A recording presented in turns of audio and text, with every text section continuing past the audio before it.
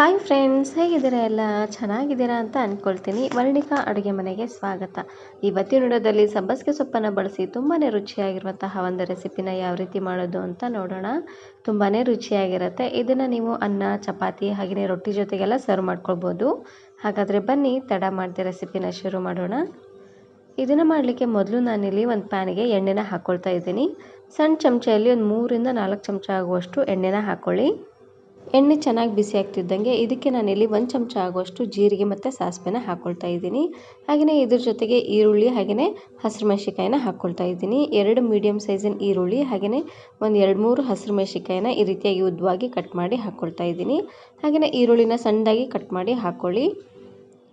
ಇವಾಗ ಈರುಳ್ಳಿ ಎಲ್ಲ ಸ್ವಲ್ಪ ಕಲರ್ ಚೇಂಜ್ ಆಗೋವರೆಗೂ ಊರಿನ ಪೂರ್ತಿಯಾಗಿ ಮೀಡಿಯಂ ಫ್ಲೇಮ್ನಲ್ಲೇ ಇಟ್ಟು ಇದನ್ನು ಬೇಯಿಸ್ಕೊಳ್ಬೇಕು. ಸ್ವಲ್ಪ ಸಾಫ್ಟ್ ಆದರೆ ಸಾಕು. ನೋಡಿ, ಈ ರೀತಿಯಾಗಿ ಸಾಫ್ಟ್ ಆಗ್ತಿದ್ದಂಗೆ ಇದಕ್ಕೆ ನಾನಿಲ್ಲಿ ಟೊಮೆಟೊನ ಹಾಕ್ಕೊಳ್ತಾ ಇದ್ದೀನಿ. ಹುಳಿಗೆ ಮೀಡಿಯಂ ಸೈಜಿಂದ 1 ಟೊಮೆಟೊ ಹಾಕ್ಕೊಂಡ್ರೆ ಸಾಕಾಗುತ್ತೆ.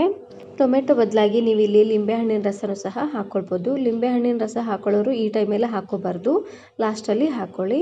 ಇವಾಗ ನಾನಿಲ್ಲಿ ರುಚಿಗೆ ತಕ್ಕಷ್ಟು ಉಪ್ಪು ಹಾಗೆಯೇ ಸ್ವಲ್ಪ ಅರಿಶಿನ ಪುಡಿ ಹಾಗೆಯೇ ಒಂದು ಅರ್ಧ ಚಮಚ ಆಗುವಷ್ಟು ಶುಂಠಿ ಬೆಳ್ಳುಳ್ಳಿ ಪೇಸ್ಟನ್ನು ಹಾಕ್ಕೊಂಡು ಮಿಕ್ಸ್ ಮಾಡಿ ಬೇಯಿಸ್ಕೊಳ್ತಾ ಇದ್ದೀನಿ. ಇವಾಗ ಶುಂಠಿ ಬೆಳ್ಳುಳ್ಳಿಯಲ್ಲಿರುವಂಥ ಹಸಿ ವಾಸನೆ ಎಲ್ಲ ಪೂರ್ತಿಯಾಗಿ ಹೋಗುವವರೆಗೂ ಊರಿನ ಪೂರ್ತಿಯಾಗಿ ಲೋ ಫ್ಲೇಮ್ನಲ್ಲೇ ಇಟ್ಟು ಇದನ್ನು ಮೇಲ್ಗಡೆ ಮುಚ್ಚಳನ ಮುಚ್ಚಿ ಬೇಯಿಸ್ಕೊಳ್ಬೇಕು. ಈ ರೀತಿಯಾಗಿ ಮಾಡೋದ್ರಿಂದ ಟೊಮೆಟೊನೂ ಸಹ ಬೇಗ ಸಾಫ್ಟ್ ಆಗುತ್ತೆ. ಇವಾಗ ನೋಡ್ತಾ ಇರ್ಬೋದು, ಟೊಮೆಟೊ ಎಲ್ಲ ಪೂರ್ತಿಯಾಗಿ ಸಾಫ್ಟಾಗಿ ಶುಂಠಿ ಬೆಳ್ಳುಳ್ಳಿಯಲ್ಲಿರುವಂಥ ಹಸಿ ವಾಸನೆ ಎಲ್ಲ ಪೂರ್ತಿಯಾಗಿ ಹೋಗಿದೆ. ಇವಾಗ ಸ್ಪೂನಿನ ಸಹಾಯದಿಂದ ಈ ರೀತಿಯಾಗಿ ನೀಟಾಗಿ ಸ್ಮ್ಯಾಶ್ ಮಾಡ್ಕೊಂಡು ತಗೊಳ್ಳಿ. ಈ ರೀತಿಯಾಗಿ ಮಾಡೋದ್ರಿಂದ ಟೊಮೆಟೊ ಅಲ್ಲಿರುವಂಥ ಹುಳಿ ಎಲ್ಲ ಚೆನ್ನಾಗಿ ಬಿಟ್ಕೊಳ್ಳುತ್ತೆ. ಇವಾಗ ನಾನಿಲ್ಲಿ 2 ಮೊಟ್ಟೆನ ಒಡೆದು ಹಾಕ್ಕೊಳ್ತಾ ಇದ್ದೀನಿ.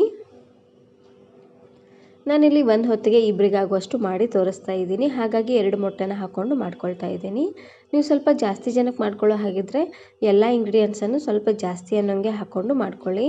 ಇವಾಗ ನೀಟಾಗಿ ಈ ರೀತಿಯಾಗಿ ಚೆನ್ನಾಗಿ ಮಿಕ್ಸ್ ಮಾಡ್ಕೊಂಡು ತಗೊಳ್ಳಿ. ಮಿಕ್ಸ್ ಮಾಡಿದಾದಮೇಲೆ ಇವಾಗ ಪೂರ್ತಿಯಾಗಿ ಪ್ಯಾನಿನ ತುಂಬಾ ಸ್ಪ್ರೆಡ್ ಮಾಡ್ಕೊಳ್ಬೇಕು. ನೋಡಿ, ಈ ರೀತಿಯಾಗಿ. ಇವಾಗ ನಾನಿಲ್ಲಿ ಸಬ್ಬಸಿಗೆ ಸೊಪ್ಪನ್ನು ಹಾಕ್ಕೊಳ್ತಾ ಇದ್ದೀನಿ. ಒಂದು ಅರ್ಧ ಕಟ್ಟಾಗುವಷ್ಟು ಸಬ್ಬಸಿಗೆ ಸೊಪ್ಪನ್ನು ಸಣ್ಣದಾಗಿ ಕಟ್ ಮಾಡಿ ಹಾಕ್ಕೊಳ್ತಾ ಇದ್ದೀನಿ. ಸೊಪ್ಪನ್ನು ಸಹ ಈ ರೀತಿಯಾಗಿ ನೀಟಾಗಿ ಸ್ಪ್ರೆಡ್ ಮಾಡ್ಕೊಳ್ಬೇಕು ಮೊಟ್ಟೆ ಮೇಲೆ.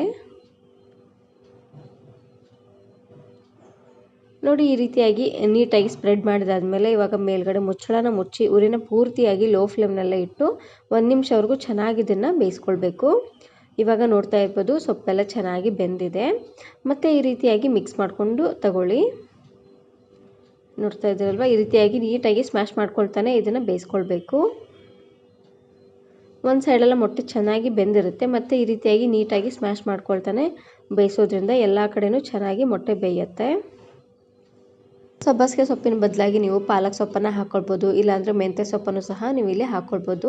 ಯಾವುದೇ ಸೊಪ್ಪನ್ನು ಹಾಕಿದರೂ ಸಣ್ಣದಾಗಿ ಕಟ್ ಮಾಡಿ ಹಾಕ್ಕೊಳ್ಳಿ, ಚೆನ್ನಾಗಿರುತ್ತೆ. ನಾನು ಇದೇ ರೀತಿ ಬಹಳಷ್ಟು ಮೊಟ್ಟೆ ಹಾಗೆ ಸೊಪ್ಪನ್ನು ಬಳಸಿ ತುಂಬಾ ವೆರೈಟಿ ಆಗಿರುವಂತಹ ರೆಸಿಪೀಸ್ನ ಅಪ್ಲೋಡ್ ಮಾಡಿದ್ದೀನಿ.